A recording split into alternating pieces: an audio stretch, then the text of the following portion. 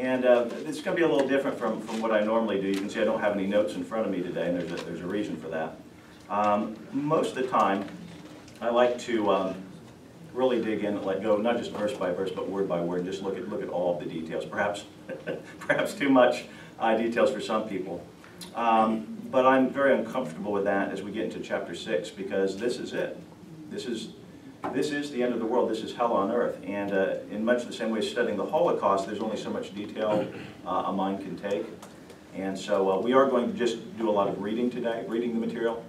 As always, if you have questions, if there's something you want to ask about, please do feel free to stop and ask. But starting with chapter 6, it is going to be a very, very difficult read today and in the next week. And Chris has timed that because not 30 seconds ago, He heard it playing. you were just waiting. Is this hell on earth? Were you the guy in the stall in the bathroom? The camera is rolling, right? I just wanted to congratulate you. Quite the work of art.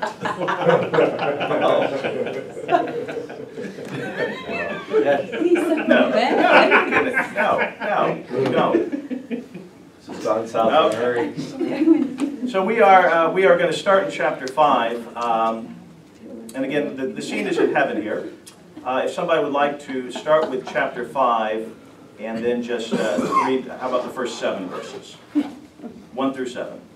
Then I saw in the right hand of him who was seated on the throne a scroll written within and on the back, sealed with 7 seals. And I saw a strong angel proclaiming with a loud voice, "Who is worthy to open the scroll and break its seals?" And no one on heaven or on earth or under the earth was able to open the scroll or to look into it. And I began to weep loudly, because no one was found worthy to open the scroll or to look into it. And one of the elders said to me, "Weep no more. Behold, the Lion of the tribe of Judah, the Root of David, has conquered, so that he can open the scroll and its 7 seals." And between the throne and the 4 living creatures, and among the elders, I saw a lamb standing, and as though it had been slain, with 7 horns and with 7 eyes, which are the 7 spirits of God sent out into all the earth. And he went and took the scroll from the right hand of him who was seated on the throne. The Bible doesn't specify what the scroll is. The 2 main theories that kind of go with that are the title deed to the earth. The Bible, as we said before, anytime you get into symbols you're not sure of, what's the best strategy? What's the Bible say?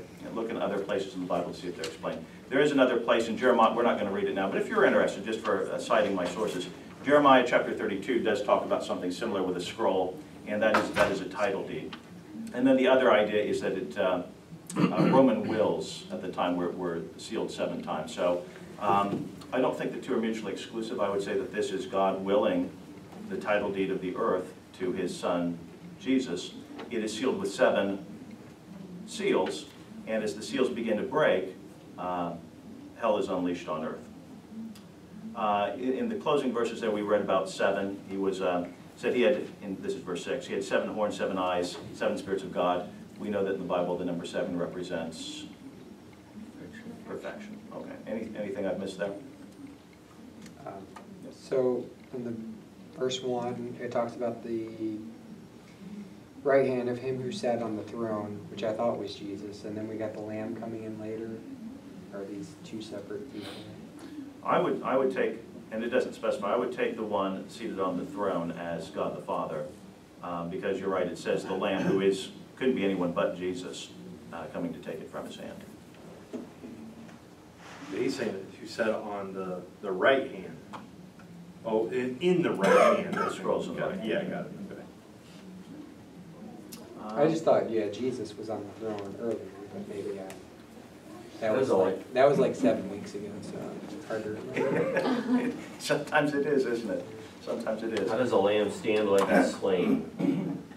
I don't know. The Greek word there that's translated slain is sacrificed, which goes back, of course, to Jesus' death on the cross.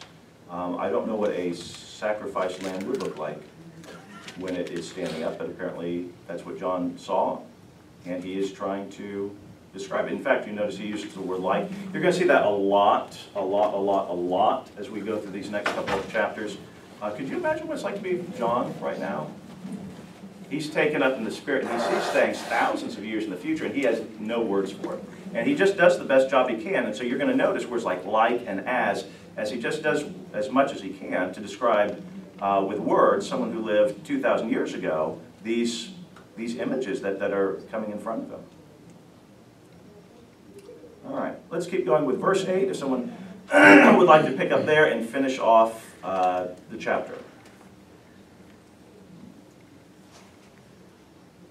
And when he had taken it, 4 living creatures and the 24 elders fell down before the Lamb. Each one had a harp, and they were holding golden bowls full of incense, which are prayers of the saints. And they sang a new song, "You are worthy to take the scroll and to open its seals, because you were slain. And with your blood you purchased men for God from every tribe and language and people and nation.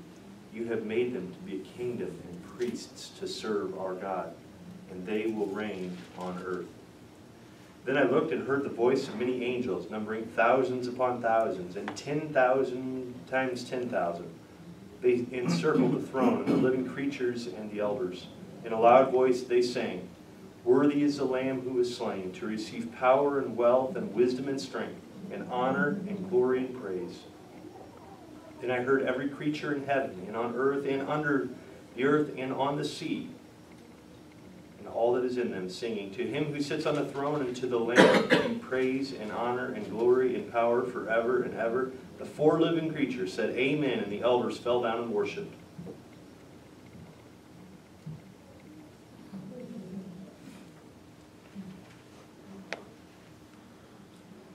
I like that in verse 9. It's talking about the elders singing a new song. When I was a little boy, one of my favorite hymns, and I don't remember the name of it, was had the lines something along the fact, "And when we're in heaven, we'll sing a new song, which will be the old story that I have loved so long." Does anyone recognize that? I don't know if we sing it here at PCC or not, but that was, when I grew up, that was one of my favorites there. Anything else? I find it interesting in verse 13, it talks about every creature in heaven and on earth saying, hail or glory to God. So even the unbelievers then are going to be saying that? Every knee will bow and every tongue will confess.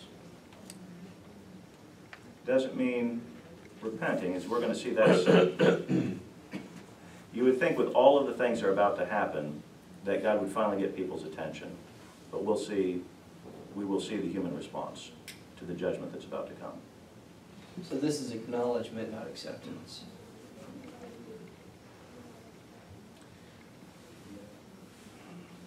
I think for a lot of them it's going to be. Obviously there's going to be a lot of people who are saved during this time, but there are a lot of people who will refuse God's mercy even in the last days when it's clear. I mean, today people hide behind atheism or naturalism and say, "Well, I don't believe in a God." They're not going to have that excuse in the days that are coming. And yet they still, many of them, will refuse to accept him. They'll have to bend their knee and acknowledge him, but they won't accept him. It's like even the demons know, Believe in God and shudder. believe in God, and they shudder. They acknowledge that we believe in him, they shudder. They still... I have a quote on the board behind me. I forgot to put the title, or the authors. Anyone recognize that? Who said it? A poet about 100 years ago, by the name of T.S. Eliot. And that strikes me because, the world has all these different things. Hollywood has all these different scenarios about how the world could end. Natural disaster, movies and scenarios, meteors striking the earth, or global warming, or maybe it's something man-made like nuclear war, or a military virus that gets out of control, or a tornado made of sharks. There are all these different ideas. Or politics. But Eliot says it's not going to be like that. It's going to be quiet. It's going to be unannounced, unnoticed. It's going to be just a whimper. And as we're going to see, well, that's not true in the long term. The beginning of the end is that way. The Antichrist is going to sign a peace treaty. People are going to think that things are getting better. Maybe the war in the Middle East has been raging for so long has finally been put to rest after all of these years. But what they aren't going to know is that at that moment in heaven, Christ breaks the first seal and the world ends. It's the first step of the end. Unannounced, unnoticed, except in heaven. And here it is in chapter 6. Would someone like to read, just as, let's do the first two verses there, the first seal. I have a real quick question Oh, yeah. on verse 12. Sorry, go ahead. In a lot of voices they saying, "Worthy is the Lamb who was slain." How do the Jehovah's Witnesses handle that? Because they don't believe that we should praise Jesus, but here it clearly says, "Worthy is the Lamb, da da da da da," to receive glory and praise. I don't know. I don't know if they would redefine who the Lamb is, or if they would just not notice that. I haven't asked any of them specifically. Jehovah's Witnesses do a lot of reading and research, but it's almost entirely Watchtower material. It's very rarely do they study the actual Bible itself. My guess is they would probably be unaware that that verse exists, but I can't speak Okay. with certainty.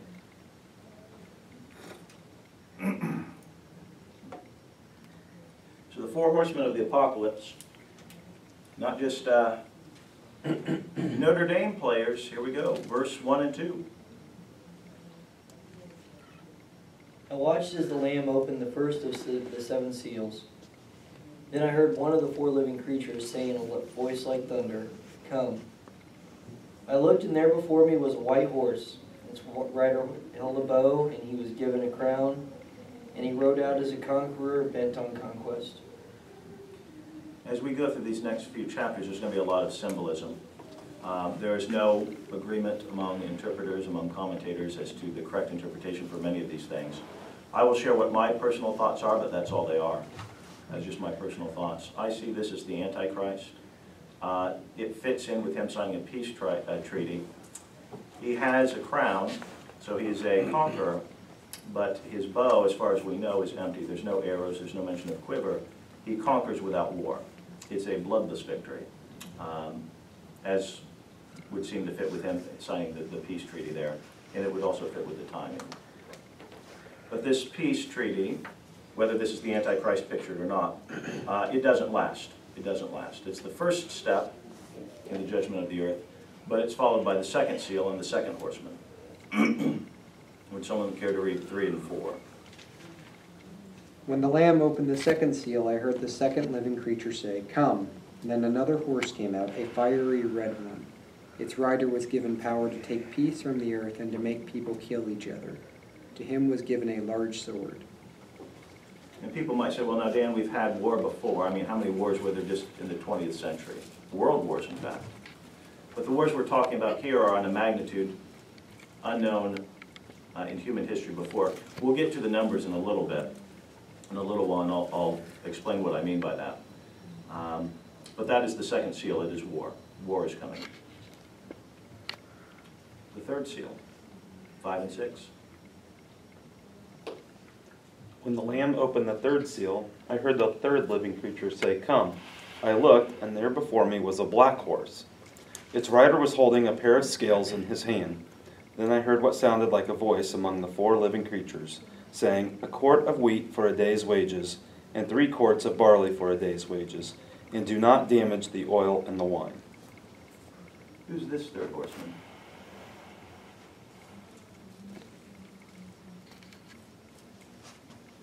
Famine and inflation. He has a set of scales for weighing and measuring. A quart of wheat for a denarius. Does anyone recall what a denarius was? It's an old Roman coin. Have you heard of it before? It was used to pay the taxes to Caesar.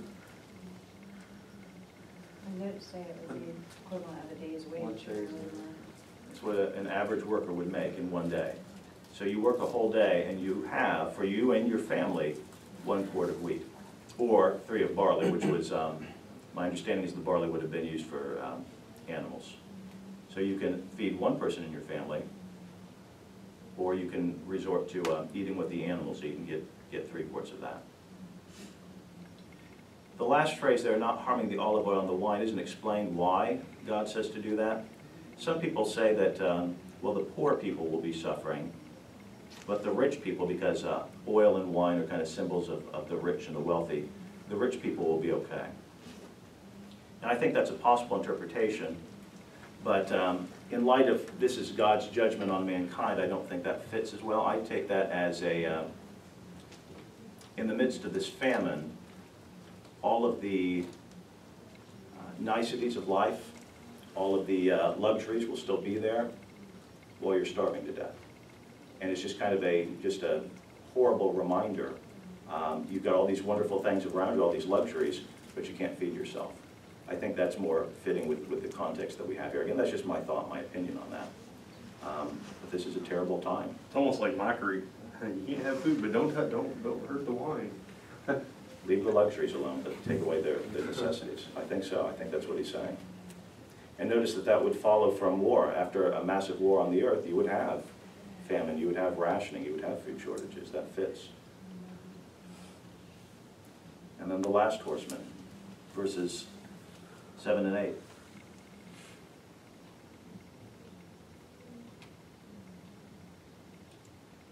When the Lamb opened the fourth seal, I heard the voice of the fourth living creature say, "Come." I looked, and there before me was a pale horse. Its rider's name was Death, and Hades was following close behind him. They were given power over a fourth of the earth to kill by sword, famine, and plague, and by the wild beasts of the earth. Death and Hades. Death referring to the physical body, Hades, the location where the departed spirits went. How many people are dying here? 4. We don't know what the Earth's population will be when this happens. We don't know when it'll happen. But does anyone know what the population is today, roughly? 7 billion. What's a quarter of that? 1.75 billion. You can imagine what that would look like? Almost 2 billion. I can't even picture what 2 billion people would look like. They're going to die. And we're still in the early stages of the tribulation. This is the beginning. And what's weird there is that killed by sword, famine, and plague. They literally mean a sword. They didn't mean war there. So the sword there was representative of conquest. And throughout all this, I mean, if people are starving, they're going to be killing each other to get whatever they can. Yeah, there's that sequence of thought. The war comes first, then the famine, people are going to die from that, and then plague, because how do you bury all those bodies? Right? A lot of them are going to be left out. Disease spreads, plagues run rampant, and almost 2 billion people will die. And that's the fourth seal. The fifth seal, verses 9 through 11. When he opened the fifth seal, I saw under the altar the souls of those who had been slain because of the word of God and the testimony they had maintained. They called out in a loud voice, "How long, sovereign Lord, holy and true, until you judge the inhabitants of the earth and avenge our blood?" Then each of them was given a white robe, and they were told to wait a little longer until the full number of their fellow servants, their brothers and sisters, were killed just as they had been. Who are these? Martyrs. They're the martyrs. Not everyone agrees on what kind of martyrs they are. I don't know that it really matters too much. I prefer to think of them as people who were killed during this tribulation phase. As God pours out his wrath on the earth, we're going to see in a little while, in the weeks to come, that Satan has essentially control of the earth at this point. And as things get more and more heated, more and more suffering comes out, well, what do you do when things go bad? You look for a scapegoat. That's what Hitler did. And when Germany was suffering from the repercussions of the First World War, he picked on the Jews, gave his people a scapegoat to pick on. And I think during this period of time, it's going to be the Christians, the people left during the tribulation period. So it's going to get worse than it is right now. Oh, yeah. It's terrifying.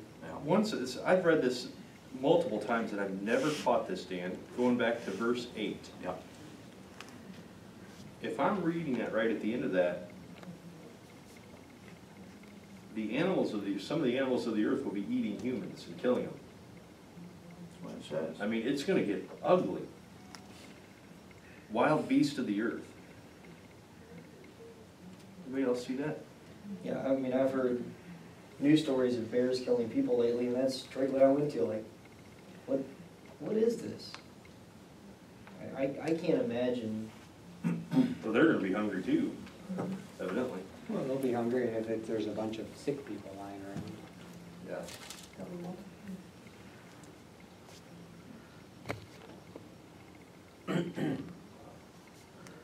Seal 6, verses 12 through 17.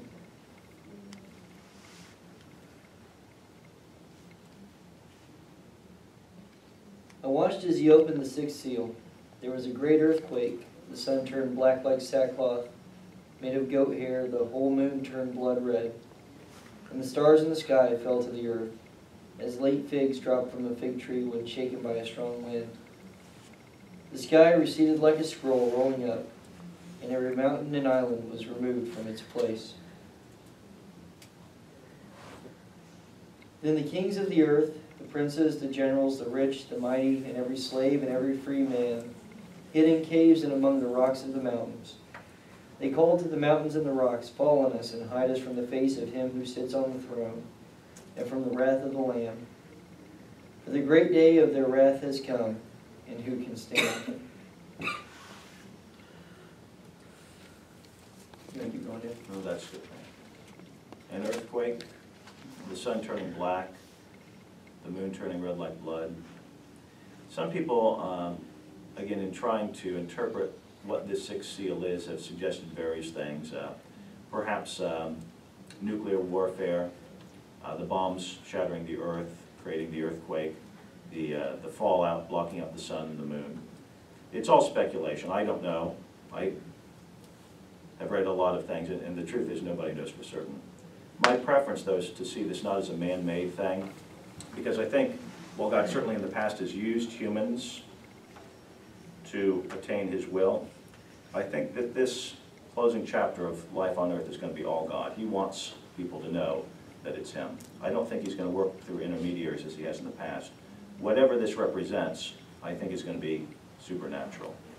Notice the response of the people, whatever the sixth seal is, they do not mistake it as anything but the truth, that it is God. It says in verse 16, "And they," that is the unsaved, "said to the mountains and to the rocks, 'Fall on us and hide us from the face of the one seated on the throne and from the wrath of the Lamb, because the great day of their wrath has come.'" They know, whatever this is, they know who it's from. It's not been hidden from them. And I know this is hard to read. It's very hard to read. But the encouragement we can take away from this is, while we can't change what God has foreordained, all right, we can't change the fact that the tribulation is coming. We can't change the fact of the seals or the trumpets or the bowls. What we can do, what we can change, is we can take away people who's going to have to go through this. Through our witnessing, through our sharing the gospel of Jesus Christ, we can limit the number of people who have to suffer. That is something we can do.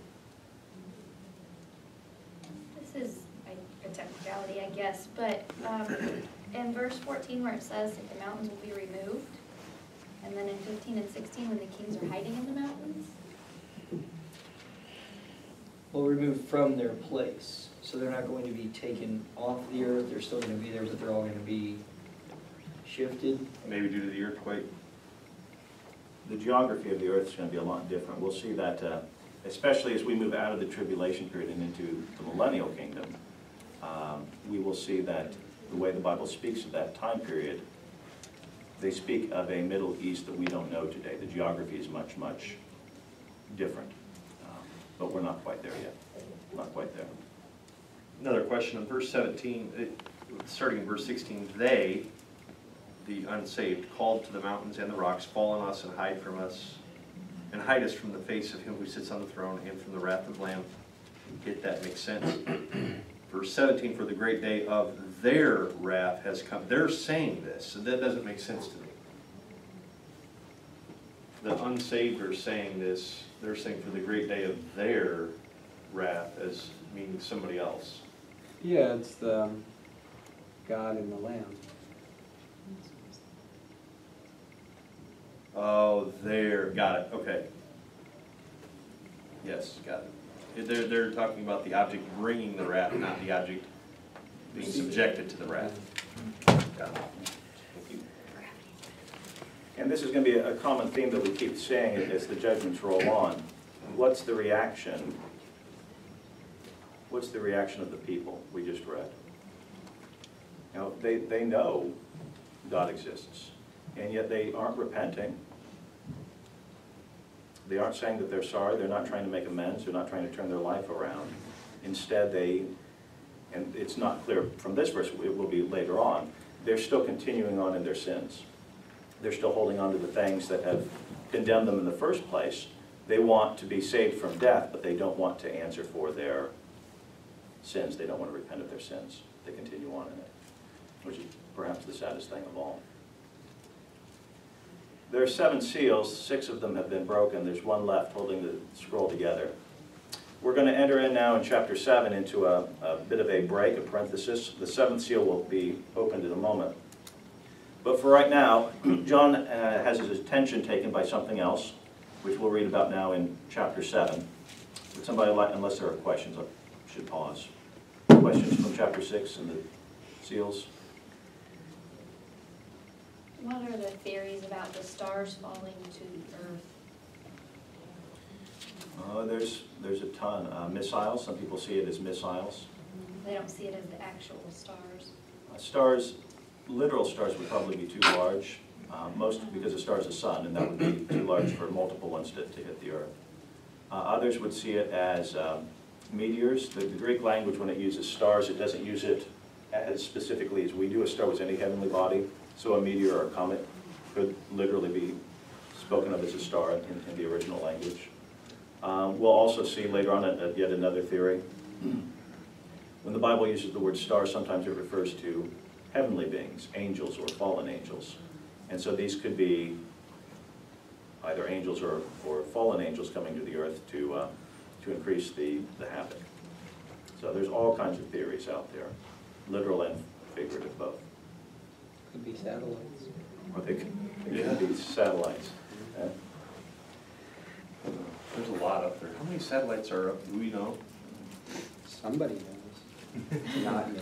Yeah. Not off the top of my head, there's a count. It's in the There's several a whole thousands. system to track them all too. There is? Yeah, they have to, because if the shuttle gets hit by it, Yeah. For any So of probably the several satellites thousand, we I have. think. Yes. there's a lot of dead satellites floating around out there. That's There's interesting. about 1,100 active. What's that? There's about 1,100 active and 2,600 that no longer work. Whoa. So 3,700, that's interesting. Not suggesting that the stars are the satellites, but how kind of mocking would that be of mankind if they just all fell? You gotta be like, psh, stick you guys. A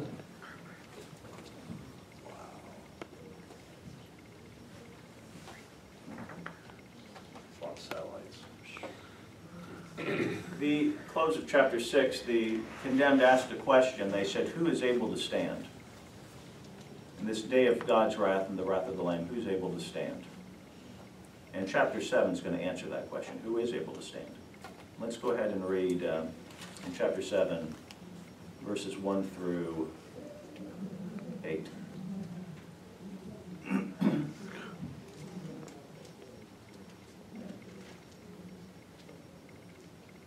After this I saw 4 angels standing at the 4 corners of the earth, holding back the 4 winds of the earth to prevent any wind from blowing on the land or on the sea or on any tree. Then I saw another angel coming up from the east, having the seal of the living God. He called out in a loud voice to the 4 angels who had been given power to harm the land and the sea. Do not harm the land or the sea or the trees until we put a seal on the foreheads of the servants of our God. Then I heard the number of those who were sealed, 144,000 from all the tribes of Israel. From the tribe of Judah, 12,000 were sealed. From the tribe of Reuben, 12,000. From the tribe of Gad, 12,000. From the tribe of Asher, 12,000. From the tribe of Naphtali, 12,000. From the tribe of Manasseh, 12,000. From the tribe of Simeon, 12,000. From the tribe of Levi, 12,000. From the tribe of Issachar, 12,000. From the tribe of Zebulun, 12,000. From the tribe of Joseph, 12,000. From the tribe of Benjamin, 12,000. Thank you. These 144,000 are being sealed. What does that mean?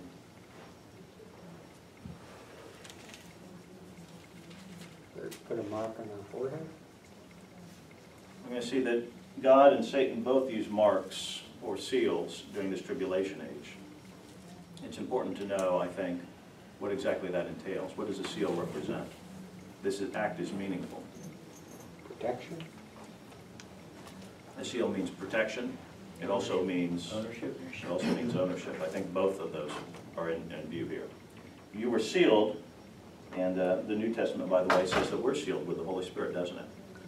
That's a sign of God's ownership. We're His property. And it also is a sign of His protection over us. These 144,000 are variously interpreted. Some see them as the church as a whole. In our study here, it's my belief the church has already been raptured at this time, and that the best interpretation is simply to say that it is what it is. It's 144,000 from the Jewish nation, especially because God takes the time to enumerate each one of those tribes by name with a repetition of 12,000 from each one. A lot of time's been spent in studying that list, and there are some interesting things we could note. I decided not to get into this because I couldn't find any clarity, but I'll just point out, if you're interested and want to look at this on your own, the 12 tribes that are here are not the usual 12 tribes mentioned in the Old Testament. Levi is there. Levi was the tribe that was known for what? They were the priests. They were the priests. They didn't appear in the land list because they didn't get any land. They served at the temple. It's unusual to see them listed here. And of course, if you're adding one in and you're still keeping the number 12, that means one had to go. Does anyone notice the Old Testament trivia? Which tribe is missing? Levi replaced. Dan. No, Dan isn't there. I thought it would have been Benjamin, because weren't they nearly completely wiped out? There was one tribe I thought that in Judges was completely wiped out. That is an interesting question, because when the Assyrians, remember, the tribes of Israel were divided into a north and a south. 10 in the north, 2 in the south. The northern tribes were taken away by the Assyrians and largely vanished from history. The Jews that came back from the Babylonian captivity were the tribes of Judah and Benjamin. So sometimes you'll hear the 10 referred to as the lost tribes. Obviously, they're not lost to God. God still knows who's a descendant of those tribes, and He has numbered them, 12,000 from each one. But we don't know, as far as I'm aware, who the descendants of those 10 tribes were. Just the 2 tribes that managed to come back from the captivity from Babylon. As to why Dan is missing, there's speculation on that. I wasn't very convinced by what I was reading. I think the best answer is simply that we don't know. We don't know why Dan was replaced by Levi, but he has been. Also, Joseph is in the list. He's usually represented by his 2 children. Why he is here instead of them, Ephraim, is not there. Manasseh was the other child of Joseph. Manasseh's in the list. His father Joseph is in the list. Ephraim isn't. And a lot of people spend time and books and articles trying to explain that. But as I said, to my mind, none of it was terribly convincing. It all sounded a lot like speculation. So I will be quiet on that, unless someone had, one thing I will mention, speaking of Jehovah's Witnesses. Do you know who the Jehovah's Witnesses believe the 144,000 to be? It already happened, right? They will say that the 144,000 are the Jehovah's Witnesses themselves. And the sad thing is, as Greg mentions, that was fine when Jehovah's Witnesses was still a small, relatively unpopular movement. They could see themselves as the 144,000. But what happened when their population hit 144,001? What do you do? Kick Dan out. And one of the sad things, and there's a lot of things said with Jehovah's Witnesses we don't have time to get into, but this is true. They would say that even if you were one of them, one of the Jehovah's Witnesses, you can't get to heaven anymore. God had a first come, first served policy of 144,000, and you've missed the boat. It's done. Now, there will still be a lovely waiting room in eternity for the rest of the Jehovah's Witnesses, but unless you were one of the first 144,000, you're not going to heaven. And that's what they believe, and people willfully join that movement. So they probably have a list of the people who they believe are the 144,000. Sure, they do Or somewhere. how in the world do they track them back to the various tribes? They would not take it literally. No, they would allegorize that, they would spiritualize it. So why would you become a Jehovah's Witness? And that's the I question. hear that waiting room's pretty nice. Is that right there with the 40 virgins waiting room that the Muslims made? That's mixing our, never mind.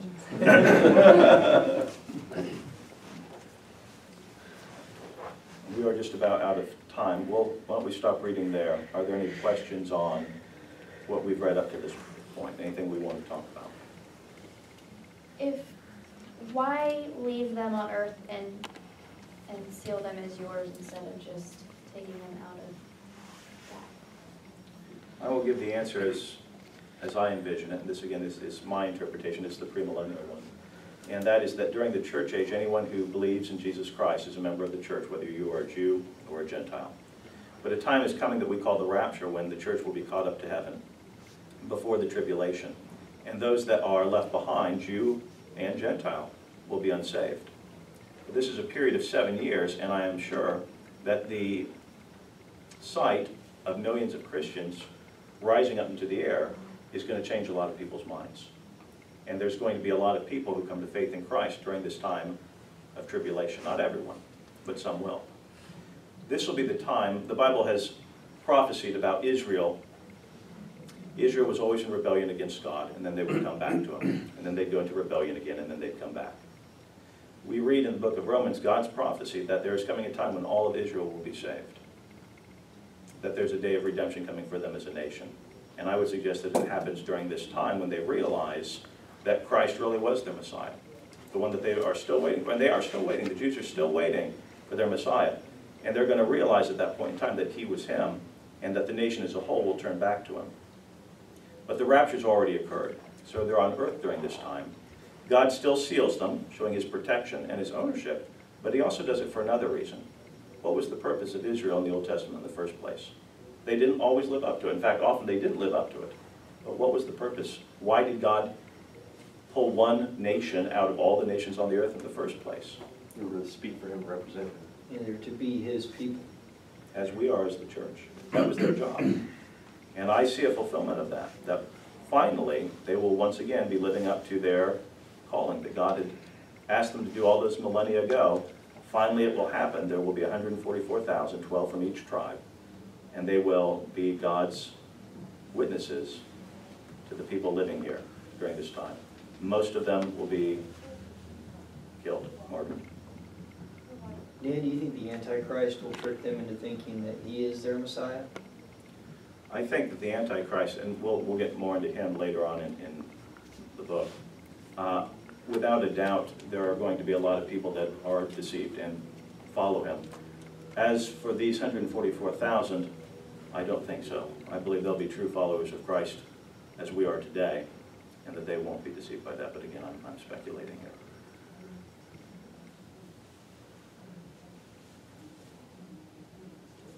Anyone else? Spend a few minutes chatting about some current events. We'll stop there then. If you would just read through the next chapter or two. Again, I know this is difficult. It's difficult for me. I love the book of Revelation. I love all of God's Word, but this is not easy reading. It's not easy reading.